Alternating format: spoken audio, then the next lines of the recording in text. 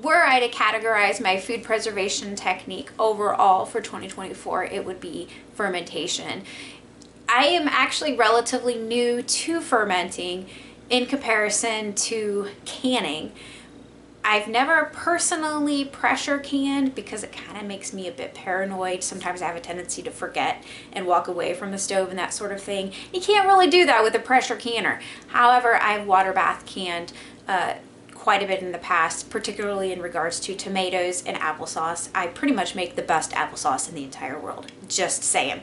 So in this video, I want to share with you what I have personally fermented this year, what I like, what I don't like, and what you can ferment yourself. And I'm also going to share the tools that I use personally for fermenting.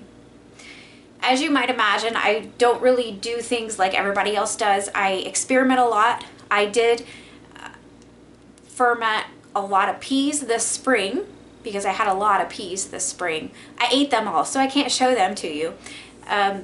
But one of the things that you really need if you have something such as peas or something with a lot of smaller pieces, when it's fermenting, you know, see you've got smaller pieces here. When you've got things fermenting or fermented, you really need them to be underneath the water.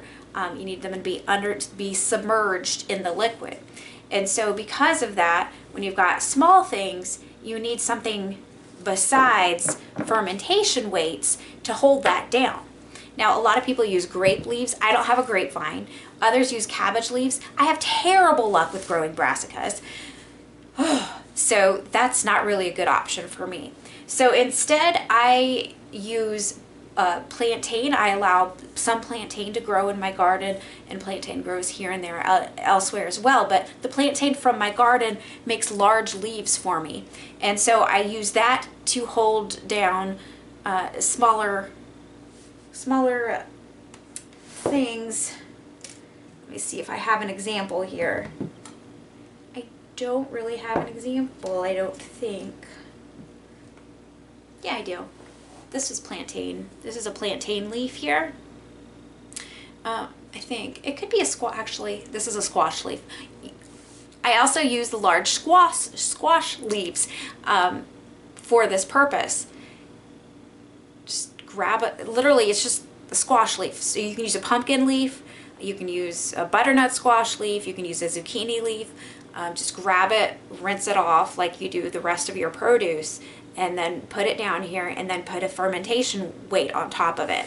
So you don't have to buy cabbage, you don't have to buy grape leaves or any of that sort of thing. There are other edible leaves that you can use as well. So I always encourage people, as long as it's edible and safe to eat, to use what you have rather than spending money that is unnecessary. So there's that part. Now the fermentation weights that I use, I like the glass ones. The ceramic fermentation weights, I suspect, are more likely lead containing, and I don't want that in my food. Now, of course, I know glass there is something such as leaded glass. I'm pretty familiar with it because I used to sell a lot of vintage and antique items online. And I have every reason to believe that the glass that I have is not leaded glass. Now, years ago, I bought these round fermentation weights. These don't seem to be online so much anymore. But if you, for example, save an eBay search, you might be able to find some. I do like the newer kinds that have the little handle at the top. It makes it a lot easier to pull it out. But it's not really a big thing for me. I'm used to sticking my fingers in food all the time. That's kind of what I do. And quite frankly, I wash my hands constantly, but I've always got my hands in food. So I really like this. I spent a lot of time trying to find the best prices this year, and I did so recently as well, on glass fermentation weights, so I will link to that below. But you can also save a search on eBay for when somebody, you know, lists some more. And okay, I bought this specific one here from an eBay seller, and I got it up for $1 less than what it's going for on Amazon for the set. So it's well worth, you know, setting up that eBay search. So that's, and I will also link to an article, a very old article on fermented carrots. I used to call them super carrots. I don't eat carrots anymore. The only root vegetables we consume now are onions, which I have to buy from some specific farmers on Market Wagon because I'm just terrible at growing onions. And also I have very heavy clay soil and all of the other things. Onions and Jerusalem artichokes. Otherwise we don't eat root vegetables anymore, because especially carrots, because carrots in particular are incredibly effective and are used by organic farmers to clean the soil of toxins. And so this is why a lot of people who have corn allergies specifically don't do well with root vegetables, because root vegetables in general tend to concentrate the toxins that are in the soil. Now, even here on our healthy homestead with our healthy home and all of the healthy things, I can't control what's in the air. I can't control stratospheric injection of nanoparticles. I can't control stratospheric injection of aluminum and other chemicals. I can't control wildfire smoke, or quote unquote wildfire smoke, that comes to our property and what that drops. I can't control those things, and no one can control those things, of course. By the way, members only, we are rolling out our series on finding safe land, finding healing land. The best you can do when you're living in the New World Order. Just being honest here, just being transparent as to what is clearly unfolding, that we're all witnessing. We're all witnessing this crazy, crazy world. So that is available via Patreon or Substack. So the things that I fermented this year specifically, garlic scapes. I have tried in the past fermenting garlic scapes just as a whole, and I didn't like it because when I needed to use them, I had to chop them up, and they were more difficult to chop up. So if you're going to ferment garlic scapes, which I highly recommend, they are absolutely delicious. And I mean, they're one of the best, one of my favorite things is garlic scapes.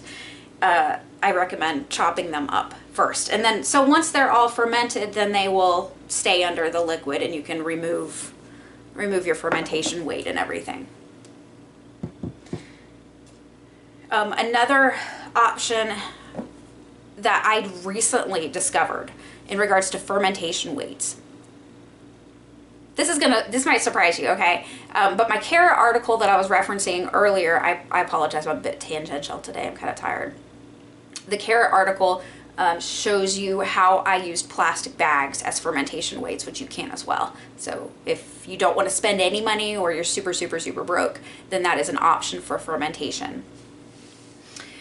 I have, I think, one to show you. Yes. Okay. So if you have a French press, there's a good chance you have extras of these. These are the, I don't know what these are called.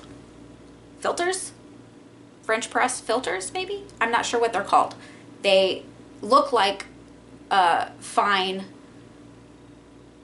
window mesh to me. I don't know what they're made of. I'm hoping they're not aluminum. I don't know.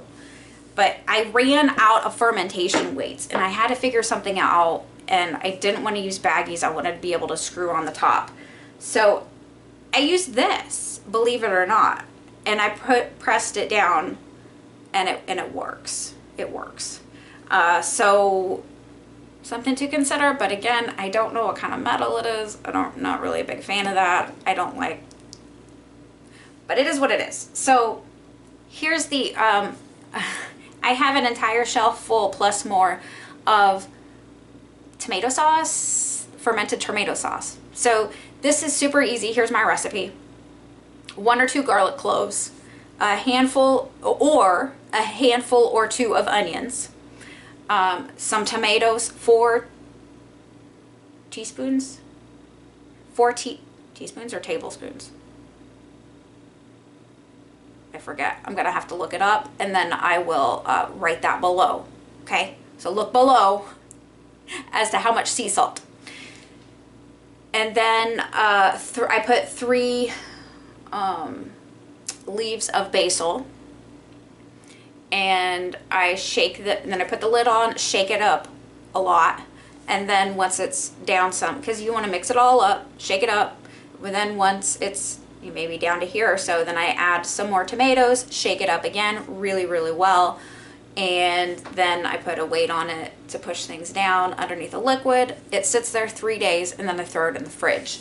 And this stuff is amazing. It is so delicious. It's very, very, very, very chunky, but it's delicious. And like I said, I've got an entire shelf, my top shelf of my fridge, plus more, full of it.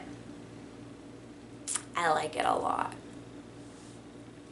What I do is I take it out of the refrigerator a couple hours before we're going to eat, and then it's room temperature for eating. Now, zucchini, my zucchini plant didn't do very well. It mostly grew leaves this year, but so I pulled it early and grabbed the zucchinis that were there. I made some zucchini relish. I don't know if we're going to like it or not. I haven't actually tried it yet, but I needed to do something to preserve the zucchini, so that's what I did with that. So I've got a couple of jars of zucchini relish. One of my favorite things to ferment is green beans. I grow pole beans, you can grow bush beans, either one works. It's just green beans, and then you add whatever formulation of salt water you prefer, whatever concentration you prefer, and let it ferment 3 to 7 days on the counter, and then I put it in the fridge, and they're crispy, salty, and delicious. And you can just eat them as is, or if you prefer them cooked, you can cook them. And of course, if you cook something that's been fermented, you lose the benefits of the probiotics from the fermentation process, but it's still delicious. Now, I had some acorn squash. This year was the first year I've ever encountered, was it squash borer worms? And I tried to do surgery, so to speak, on my acorn squash plant, and it ended up killing the plant, which was already almost dead from the stupid squash vine borer thing. Stupid thing. Anyways, I'm just glad that it was just the one plant. And so I had some acorn squash that I didn't really know what to do with, and I wasn't feeling like eating it. So I fermented that just so I can preserve it. And this I'm actually not putting in the fridge because my fridge is full of fermented food and I don't have any more room for it. And we have to have room for things that we eat right now. So before I made the tomato sauce, that is awesome, and I recommend it so much, especially over canning tomato sauce. I mean, if you want the, if you even want to call it tomato sauce, I mean, you can call it whatever you want, I don't care. Here's another one here. It's just delicious. It's just, oh, it's so delicious. It's so good. But whatever you want to call it, because it's super chunky. If you don't like it chunky, then you can just throw it in your blender before you eat it or feed it to your family. There you go. Problem solved. Before I made that, I fermented cherry tomatoes. I don't like it. I don't like them. I don't like them at all. So what I'm going to do is most likely at some point over the winter time, I've got plenty of time, you know, they're fermented, they're good, they're just hanging out. So what I'll do at some point in the winter time is I'll take my cherry tomatoes that I fermented out, which I've got probably 2 or 3 gallons of cherry tomatoes because I just had so many cherry tomatoes and I didn't know what to do with them. I'll probably take them out, rinse them off, and throw them in the blender, and then sort of make some sort of tomato sauce or something out of them, and salvage those because I don't like them. It's not like my amazing fermented green beans, which are absolutely delicious as is. I mean, the fermented cherry tomatoes, they just aren't good. I just don't like them. So I obviously am not going to recommend that. Another thing that I fermented this year, I always ferment cucumbers to make pickles, but I only grow lemon cucumbers now. If you want some of the seeds from my lemon cucumbers, send me an email or fill out a contact us form message, and I'll sell you some for pretty cheap. But not as cheap. I can't do it as cheap as everybody else because it takes me time to do things by hand. I do all of the seed saving and everything by hand, but I do have extras that I can offer you. My lemon cucumber, I've saved the seeds for probably 4 or 5 years. I think 4 years for certain, maybe 5 years. I only plant this lemon cucumber, the seeds that I save every year. And so they're not crossing with any other cucumbers, number one. But number two, I have amazing success with my lemon cucumbers. I can eat lemon cucumbers all day long if I want to for a couple of months a year. And that's without a ton of cucumber plants. So I really am benefiting from the strategy of seed saving in this toxic, drought-ridden world. I don't water my garden typically, and we haven't had rain for 6 weeks here at least, and it is incredibly dry. The trees are dying. It's not good. It's not good, but I'm still harvesting cucumbers and tomatoes because I've been saving those seeds every year. And I'll also have tomatoes as well, but my tomatoes are not true to the previous generation of plants. However, I do have the genetic background of facing severe drought and still producing tomatoes, and facing a lot of, pest pressure and that sort of thing, and still producing tomatoes. So I also, of course, make pickles, as I mentioned. From the lemon cucumbers, I recommend fermenting them full size rather than chopping them up, because they very quickly begin to soften to an unpleasant point. So that's my recommendation in regards to if you are fermenting lemon cucumbers. I hope this has been helpful to you. If so, please be sure to like this video, subscribe, do all of the things. We have a free newsletter. I use Substack to send out our free newsletter, which is weekly or less-ish. And you can also, of course, subscribe to and manage your subscriptions on Substack via the newsletter. You can get more emails per week if you want an update when I've got a new video or a new article or an updated article. You're most welcome to do so. Thanks so much for being here. I will link to the items that I use, and then also I will link to my canning article as well in regards to the bans and that sort of thing that I recommend and use myself from a toxicity and from a latex allergy standpoint.